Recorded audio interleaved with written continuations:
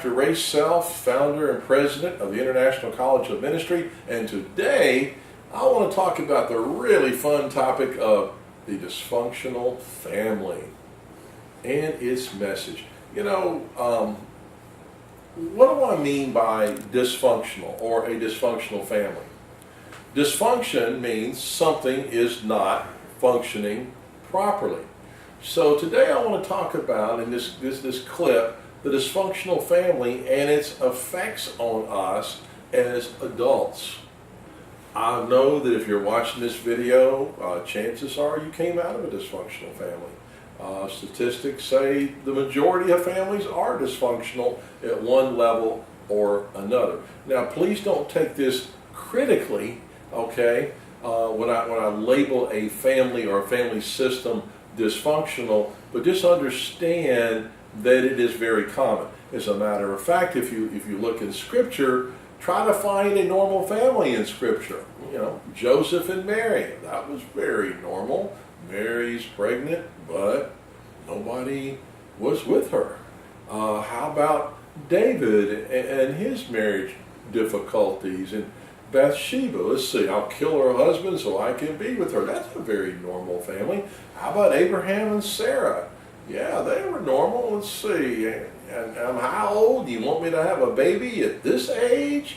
Are you kidding me? I tell you what, I'm tired of waiting. Why don't you just go and get with Hagar, my handmaiden, and let's do it that way. Well, that's a real normal family. So the point is, scripturally, if you came out of a dysfunctional family, know that they were all over Scripture. Okay, if you maybe your family was scriptural, so to speak. What makes a dysfunctional family? It means that it's not functioning normally. Now, as a child, there are three things that children need. There's three areas of need for every child. Area number one is every child. Every baby, every child needs to be nurtured. That means cuddled, loved, held, affirmed, just nurtured, okay? Made to feel secure, hugs, touch, loving words, kindness, nurturing. Second area of need that all children have to have is guidance. Guidance. What is right? What is wrong? What is good? What is bad? What should you do? What should you not do? Children need to be trained in right from wrong. Okay? All right? So that is your two main areas. You know, you need nurturing, you need guidance, but also you need just practical needs. The practical stuff. Food, clothing, shelter. Okay? That's just the practical things, okay? You need a roof over your house, a place to sleep. You need food to eat. You need clothes on your body. Now, most families work in all three areas, but they work in some areas a lot stronger than others. I had a lot of guidance as a child. I had plenty of provision as a child, but the nurturing area was a little bit, our report card on nurturing was kind of low. Okay, so to speak. So if you, now some psychologists actually say if you were lacking as a child in one of those three areas, nurturing, guidance, or provision, if you're lacking in one of those three areas, you were abused. I don't know if I would go so far as to call it abuse, but it is definitely dysfunction.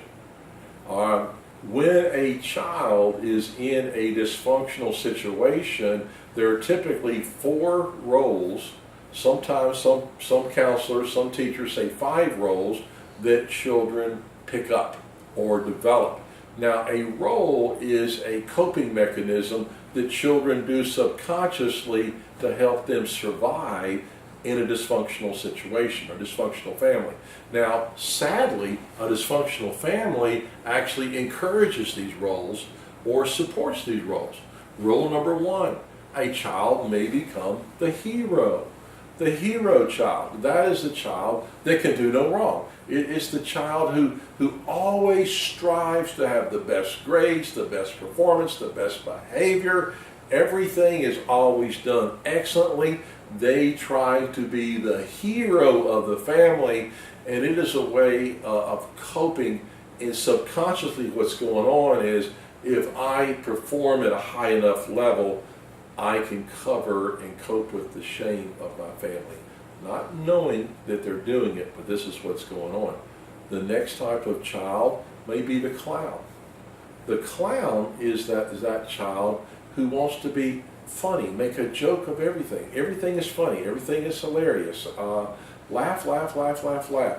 Cut up. You remember in class, remember back in elementary school, you remember those kids that were always the class clown? As a matter of fact, I believe today many comedians that we see, in Hollywood, stand-up comedians, television, many comedians, I believe, played this role as a child, as a clown, in order to cope with the problems of a dysfunctional family. Another role is that children play is the role of the scapegoat. Now, the scapegoat is that child who takes the blame for everything. It seems like they're always in trouble. They're always getting a spanking. They're always being sent to timeout. If something goes wrong, everybody just assumes it's their fault. And so their thinking kind of is, I will cover the problems of my family I'll just take the blame for it. If I just take the blame for everything, I can cover and cope with the shame of my family.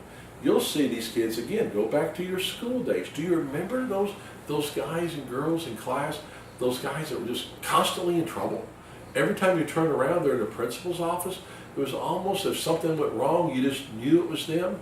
I can think back even today and remember the clowns and the scapegoats I grew up with.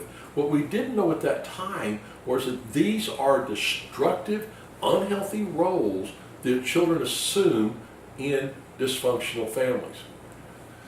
The last role, and it's a role that I played, it's a very painful role, but it's not noticed so much because it's the role called the lost child. Now, the lost child is the child that tries to disappear. They're in a dysfunctional situation, and the way they cope with this is by being invisible. In other words, they kind of try to melt into the scenery. The lost child wants to be seen and not heard.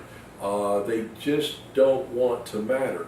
It's a very destructive role because the lost child has this message of you don't matter, you don't count, your thoughts don't matter, your words don't matter, your input doesn't matter. You are just you just need to be quiet, be still, we'll worry about you later. That's called the lost child. Now, fifth role, which I have seen sometimes, the fifth role is the role of surrogate spouse. That's where a child at a young age starts assuming the role of mother or father, starts playing the role of mom by cleaning the house, cooking, taking care of all the needs or the things that a mother typically would do. I'm not being sexist here, I'm just saying things that a typical mother would do, or it could be a little boy who assumes the role at a young age of a father. Okay, the problem with this is it robs childhood and normal developmental processes. So these roles that children assume in a dysfunctional family carry over into adulthood. And if you're watching this video, there is a chance that you may have been the scapegoat or the clown or the hero child or the lost child, even as a young person, but you are still living that role. Maybe you were the hero, and here you are, a middle-aged guy or middle-aged woman, and you're still trying to perform, to be perfect, to be the hero, to take care of everything, to take care of everybody, to be the one that just does everything. Perhaps you've tried to get through life by laughing your way through, making a joke out of everything. This is the way you cope, even as an adult. Perhaps you still have that lost child syndrome. You don't feel that you matter. You don't feel that you count. You don't feel that your words or your thoughts matter.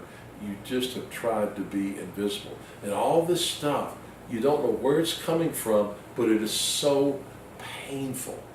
Maybe you're the scapegoat. In your whole life, you've always been in trouble for one cause or the other. These roles, even though they start in childhood, carry over into adulthood. One of the symptoms of a dysfunctional family is they support dysfunctional roles.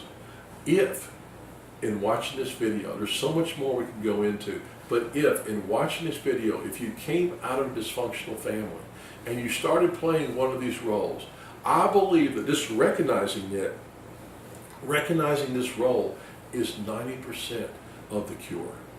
Knowing the problem, being able to combat this scheme against your life by going to the Lord will help you so much. So if you're playing one of these roles, know that it came from your childhood, but even this day, you do not have to play this game anymore. I'm Dr. Ray Self. God bless you.